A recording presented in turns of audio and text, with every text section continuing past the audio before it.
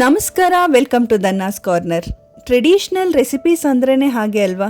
ಮನೆಯಲ್ಲಿರೋ ಸ್ವಲ್ಪ ಐಟಮ್ಸ್ನ ಯೂಸ್ ಮಾಡಿ ದಿ ಬೆಸ್ಟ್ ಟೇಸ್ಟ್ನ ಎಕ್ಸ್ಪೀರಿಯನ್ಸ್ ಮಾಡ್ಬೋದು. ನಾನಿವತ್ತು ತೋರಿಸೋದು ಅದೇ ಥರ ಒಂದು ಐಟಮ್ನ.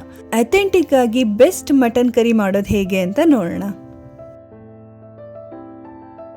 ಫಸ್ಟ್ ಮಸಾಲಾನ ರೆಡಿ ಮಾಡ್ಕೋಬೇಕು. ಅದಕ್ಕೆ 50 ml ಆಯಿಲ್ ಹಾಕಿ, ಆಯಿಲ್ ಬಿಸಿ ಆದಮೇಲೆ 10 ಏಲಕ್ಕಿ, 12 ಲವಂಗ, ಒಂದು 4 ಇಂಚು ಚಕ್ಕೆ ಮತ್ತು ಒಂದು 4 ಇಂಚು ದೊಡ್ಡ ಗಾತ್ರದ ಶುಂಠಿ, ಒಂದು ಹಿಡಿ ಆಗೋಷ್ಟು ಬೆಳ್ಳುಳ್ಳಿ ಮತ್ತು 2 ಈರುಳ್ಳಿ ಹಾಕಿ, ಈರುಳ್ಳಿ ಕಲರ್ ಚೇಂಜ್ ಆಗೋವರೆಗೂ ಫ್ರೈ ಮಾಡ್ಕೊಳ್ಳಿ. ಈ ರೀತಿ ಮಸಾಲಗಳನ್ನ ಹುರ್ಕೊಳ್ಳೋದ್ರಿಂದ ಟೇಸ್ಟ್ ಇನ್ನೂ ಎನ್ಹಾನ್ಸ್ ಆಗುತ್ತೆ. ಈರುಳ್ಳಿ ಎಲ್ಲ ಕಲರ್ ಚೇಂಜ್ ಆದಮೇಲೆ ಇದಕ್ಕೆ 2 ಹಿಡಿಯಷ್ಟು ಕೊತ್ತಂಬರಿ ಸೊಪ್ಪು ಹಾಕ್ಕೊಳ್ಳಿ. ಕೊತ್ತಂಬರಿ ಸೊಪ್ಪು ಹಾಕಿದ್ಮೇಲೆ ಗ್ಯಾಸ್ ಆಫ್ ಮಾಡಿಬಿಡಿ. ತುಂಬ ಹೊತ್ತು ಹುರ್ಕೋಬೇಕು ಅಂತಿಲ್ಲ. ಈಗ ಈ ಮಸಾಲೆ ಎಲ್ಲ ತಣ್ಣಗಾಗೋದಕ್ಕೆ ಒಂದು ಪ್ಲೇಟಲ್ಲಿ ಹಾಕಿ ತಣ್ಣಗಾಗಕ್ಕೆ ಬಿಡಿ. ಇದು ತಣ್ಣಗಾದ್ಮೇಲೆ ಗ್ರೈಂಡ್ ಮಾಡಬೇಕು. ಹುರಿದಿಟ್ಕೊಂಡಿರೋ ಮಸಾಲೆ ಎಲ್ಲ ರೂಮ್ ಟೆಂಪರೇಚರಿಗೆ ಬಂದಮೇಲೆ ಒಂದು ಮಿಕ್ಸಿ ಜಾರಿಗೆ ಹಾಕ್ಕೊಂಡು ಏನು ಹಾಕಿದ್ದೀವಿ ಅಂತಲೂ ಗೊತ್ತಾಗದೇ ಇರೋಷ್ಟು ಸ್ಮೂತ್ ಪೇಸ್ಟ್ ಮಾಡಿ ಎತ್ತಿಟ್ಕೊಳ್ಳಿ. ಈಗ ಕರಿ ಪ್ರಿಪೇರ್ ಮಾಡ್ಕೊಳ್ಳೋದಕ್ಕೆ ಒಂದು ಕುಕ್ಕರ್ ಇಟ್ಕೊಂಡು ಅದಕ್ಕೆ 50 ml ಆಯಿಲ್ ಹಾಕಿ, ಆಯಿಲ್ ಬಿಸಿ ಆದಮೇಲೆ 1 kg ಮಟನ್ ತೊಗೊಂಡಿದ್ದೀನಿ ನಾನು. ಅದನ್ನು ತೊಳೆದು ಇಟ್ಕೊಂಡಿದ್ದೀನಿ ಆಲ್ರೆಡಿ. ಅದನ್ನು ಹಾಕೋತಾ ಇದ್ದೀನಿ. ಮತ್ತು 2 ಟೇಬಲ್ ಸ್ಪೂನ್ ಅಷ್ಟು ಉಪ್ಪು ಮತ್ತು 1 ಟೀ ಸ್ಪೂನ್ ಅರಿಶಿನದ ಪುಡಿ ಹಾಕಿ ಮಟನ್ ಎಲ್ಲ ಕಲರ್ ಚೇಂಜ್ ಆಗೋವರೆಗೂ ಇದನ್ನು ಚೆನ್ನಾಗಿ ಎಣ್ಣೆಯಲ್ಲಿ ಹುರ್ಕೋಬೇಕು.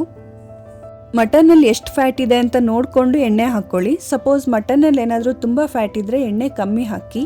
ಈಗ ಇದಕ್ಕೆ 4 ಟೇಬಲ್ ಸ್ಪೂನ್ ಅಷ್ಟು ಅಚ್ಕಾರದ ಪುಡಿ ಹಾಕಿ ಹುರ್ಕೊಳ್ಳಿ. ಈ ರೀತಿ ಆಯಿಲಲ್ಲಿ ಫ್ರೈ ಮಾಡೋದ್ರಿಂದ ಮಟನಿಗೆ ತುಂಬ ಚೆನ್ನಾಗಿ ಉಪ್ಪು ಖಾರ ಇಟ್ಕೊಳ್ಳುತ್ತೆ.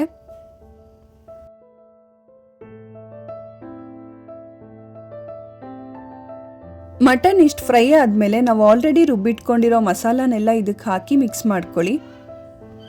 ನಾವು ಆಲ್ರೆಡಿ ಮಸಾಲಗಳನ್ನೆಲ್ಲ ಹುರ್ಕೊಂಡಿರೋದ್ರಿಂದ ಮಟನ್ ಜೊತೆ ತುಂಬ ಹೊತ್ತು ಉರಿಬೇಕು ಅಂತ ಏನಿಲ್ಲ, ಜಸ್ಟ್ ಮಿಕ್ಸ್ ಮಾಡಿಕೊಂಡ್ರೆ ಸಾಕು.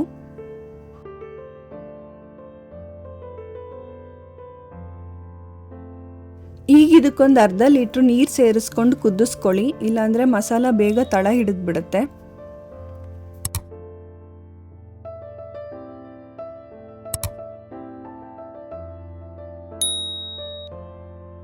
ಈಗ ಇದಕ್ಕೆ 2 ಟೇಬಲ್ ಸ್ಪೂನ್ ಕೊತ್ತಂಬರಿ ಪುಡಿ ಹಾಕ್ಕೊಂಡು ಮಿಕ್ಸ್ ಮಾಡ್ಕೊಳ್ಳಿ. ಮಸಾಲ ಜೊತೆನೆ ಮಟನ್ನ ಹಾಫ್ ಕುಕ್ ಮಾಡ್ಕೊಳ್ಳೋದ್ರಿಂದ ಮಟನ್ ಪೀಸಸ್ಗೆಲ್ಲ ಮಸಾಲ ತುಂಬಾ ಚೆನ್ನಾಗಿ ಹೊಂದ್ಕೊಂಡು ಟೇಸ್ಟಿಯಾಗಿರುತ್ತೆ. ಸೊ ಈ ಸ್ಟೇಜಲ್ಲಿ ಕುಕ್ಕರ್ ಮುಚ್ಚಳ ಮುಚ್ಚಿಬಿಟ್ಟು 1 ವಿಷಲ್ ಕೂಗಿಸ್ಕೊಂಬಿಡಿ.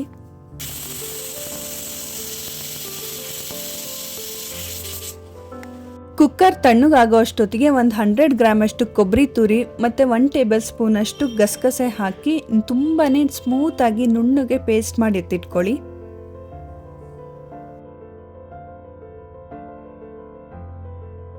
ಈಗ ಕುಕ್ಕರ್ ತಣ್ಣಗಾಗಿದೆ. ಮಟನ್ ಕಂಪ್ಲೀಟಾಗಿ ಬೆಂದಿಲ್ಲ, ಜಸ್ಟ್ ಹಾಫ್ ಕುಕ್ ಆಗಿದೆ ಅಷ್ಟೇ. ಈಗ ಸ್ಟವ್ ಆನ್ ಮಾಡಿ ನಾವು ಆಲ್ರೆಡಿ ಗ್ರೈಂಡ್ ಮಾಡಿ ಇಟ್ಕೊಂಡಿರೋ ಕೊಬ್ಬರಿ ಗಸಗಸೆ ಪೇಸ್ಟ್ನ ಇದಕ್ಕೆ ಹಾಕೊಂಬಿಡಿ. ಕೊಬ್ಬರಿ ಹಾಕೋದ್ರಿಂದ ಸಾರು ಸ್ವಲ್ಪ ತಿಕ್ ಆಗುತ್ತೆ. ಸೊ ನೀರು ಹಾಕ್ಕೊಂಡು ಕನ್ಸಿಸ್ಟೆನ್ಸಿನ ಅಡ್ಜಸ್ಟ್ ಮಾಡ್ಕೊಳ್ಳಿ. ಈ ಸ್ಟೇಜಲ್ಲೇ ಉಪ್ಪು ಖಾರ ಅಡ್ಜಸ್ಟ್ ಮಾಡಿಕೊಂಡು ಕುಕ್ಕರ್ ಲಿಡ್ ಹಾಕಿ ಮಟನ್ನ ಕಂಪ್ಲೀಟಾಗಿ ಬೇಯಿಸ್ಕೊಂಬಿಡಿ.